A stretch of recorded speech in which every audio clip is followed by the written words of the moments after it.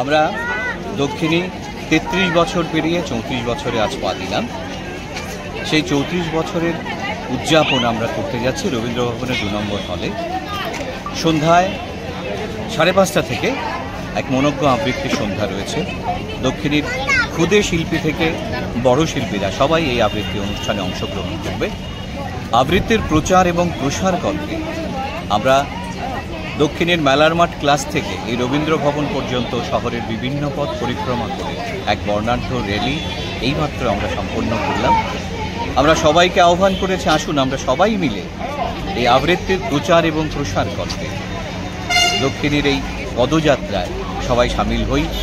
আপনাদের সবার সহযোগিতায় দক্ষিণী ৩৩ বছর পেরিয়ে ৩৪ বছরে পা রেখেছে।